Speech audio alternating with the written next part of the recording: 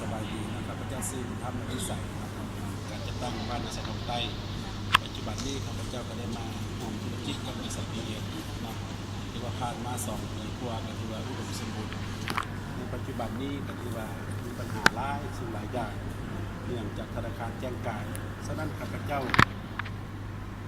เรียกการจัดตั้งนี่นะข้าพเจ้าสำคัญที่สุดก็คือเรียกความสงบสุขแต่มื้อนี้ทางธนาคารนี่นะ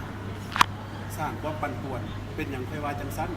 ที่จริงในการแจ้งการอันใดอันหนึ่งก็แล้วแต่ถ้ามาแจ้งการต่อบริษัทพีเอสเลยคนอาจจะบ่ฮู้ในสังคมอาจจะบ่วุ่นวายฉะนั้นนี่ผู้เป็นพ่อเป็นแม่คือธนาคารก็คือรัฐบาลเนาะก็เป็นธนาคารนั่นแหละแจ้งออกโทรทัศน์ออกทุกสิ่งทุกอย่างออกออนไลน์อย่างให้คนทั้งโลกได้ฮู้ฉะนั้นคนลาวนี่วุ่นวายคันวุ่นวายเป็นอย่างคนน้ำพระราชบาสอนให้มีความสงบสุขคันว่ามีความสงบสุขเจ้าผู้เป็นพ่อเป็นแม่แห่งเฮ็ดให้มันวุ่นวายที่จริงธนาคารดำเนินธุรกิจของบริษัทพีเอสนี่นะว่าผิดกฎหมายบ่ได้ผิดอย่างดอกปลูกพักเฮ็ดน้ำเฮ็ดอาหารพักมีซีซอมเครื่องอุปโภคบริโภคอันนั้นคนต้องกินอยู่แล้วบ่กินต้องตายแต่สำคัญว่าผู้ที่มากินน้ำเฮานี้ละให้เขามีส่วนแบ่งคันมีส่วนแบ่งคันว่าอันไหนบ่ถืออยากให้พ่อแม่น่ะหรือว่าการจะตั้งขั้นสูงมาผู้นำภาครัฐนั่นแหละโดยเฉพาะเป็นธนาคารก็ลงมาหาเฮ็ดจังได๋บ่ถือลูกบ่ดีน่ะปาดคอทิ่มแล้วบ่แม่นอันนี้ข้าพเจ้าอยากให้สอนอยู่ครอบครัวซะก่อนมาบอกซะก่อนอันนี้ไปแจ้งลงเฟซลงอย่างให้มันดังทั่วโลกได้เห็น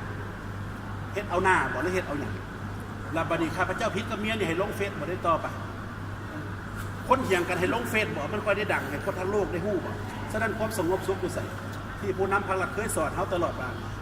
ผิดกันอยู่บ้านเฮาต้องเว้าอยู่เฮือนเฮาผิดกันอยู่ลาวเฮาก็ต้องคนให้รับรู้ในคนลาวระเบียบกฎหมายมันมีบ่จำเป็นบ่อยากให้ธนาคารออกแบบนั้นออกไปนั่นก็ซ้ำค่าประชาชนได้พีเอสนี่บ่แม่นคนคนเดียวเนาะ200,000 กว่าคนมาอยู่นี่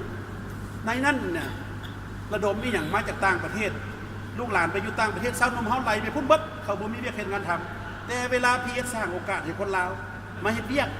อยู่ในแผ่นดินลาวนี่เดี๋ยวนี้มี1,000 กว่าคนเขามีเวียกเฮ็ดงานทำเงินเดือนล้านปลาย2 ล้าน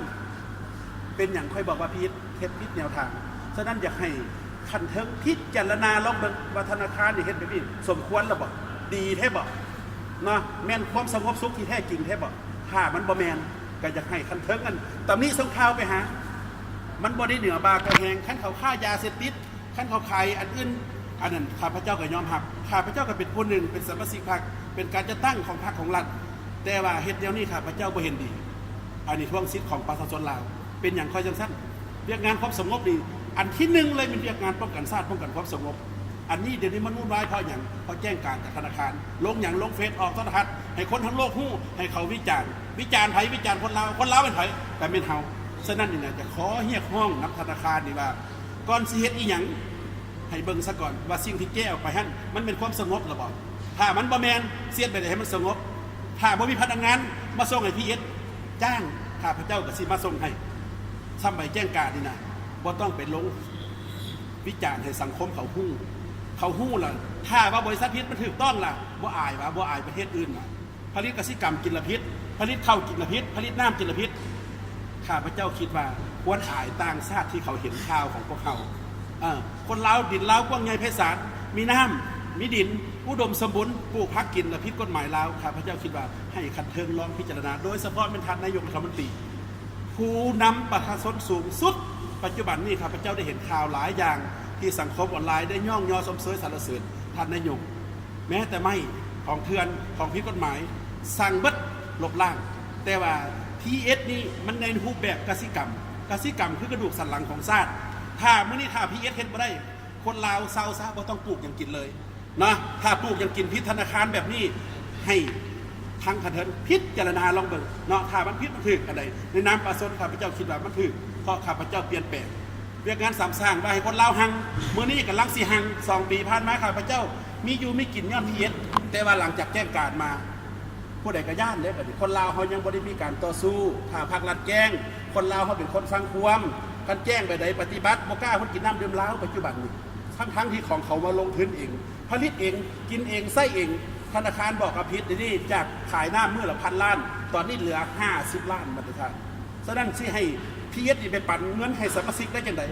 ของเฮาระบบหันรายจ่ายเป็นรายรับจ่ายเข้าจ่ายน้ำจ่ายอาหารจ่ายแล้วท้ายเดือนบริษัทเพชรปั่นกำไรให้มื้อนี้บ่มีผู้ใดกินเลยย้อนหยังย้อนแก้งการของธนาคารพระเจ้าบุญธรรมรัฐวิสัยในนามการจะตั้งบ้านอาศัยทองใต้เราเป็นผู้หนึ่งที่ฮู้เรื่องระเบียบฮู้เรื่องกฎหมายของประเทศลาวดีฝากธนาคารก้อนเสียดหยังให้คิดพิจารณาบ่แม่นค่าแต่บริษัทได้ค่าประชาชนทั้งประเทศ 200,000 คนที่อยู่นี่ก็คือลูกเจ้าหั่นแหละคนลาวถ้าเจ้ายังคิดว่า 200,000 คนนี้บ่เป็นคนลาวพวกเจ้ามาลุ้นพวกข่อยเลยพวกข่อยอยู่ดีเกิดอยู่นี่ใหญ่อยู่นี่ธนาคารหาแต่มาอยู่สิมาใช้สิทธิอำนาจให้มันเตรียมอันนี้ควรคิดพิจารณาคืนใหม่ฉะนั้นข้าพเจ้าขอฝากภาครัฐทุกภาคส่วนให้ลงมาเบิ่งมันยากแค่ว่าลงมาพีเอสนี่มันเหนือบาก็แห้งใช่ปะถ้ามันบ่เหนือบาก็แห้งแต่งตั้งลงมาภาคส่วนรับผิดชอบให้ลงมาเบิ่งให้มาเห็นว่าประชาชนอุดมสมบูรณ์บ่อยู่ดีกินดีบ่ถ้าบ่ดีค่อยสั่งปิดซะค่อยแจ้งการซะค่อยซีกหน้าเขาซะมื้อนี้เขายังอุดมสมบูรณ์อยู่เขาสร้างแรงกินแรงไส้หม้อข้าวหม้อแกงอาหารการกินเขาอยู่นี่ 200,000 กว่าคนเขายินดีที่จะร่วมธุรกิจนี้เพราะเขามีเงินหน่อย 500,000 กีบเขาก็สามารถเป็นนักธุรกิจได้นอกจากนั้นข้าพเจ้าบุญธรรมรัฐวิสัยขอฝากคลิปนี้ภาพนี้เสียงนี้ให้ประชาชนทั่วประเทศได้เบิ่งได้เห็นว่าบริษัทเพชรผลิตข้าวผลิตน้ำผลิตอาหารมันผิดกฎหมายลาวบ่ถ้าผิดให้สังคมช่วยพิจารณาต่อต้านกับธนาคารคืนใหม่เนาะขอขอบใจ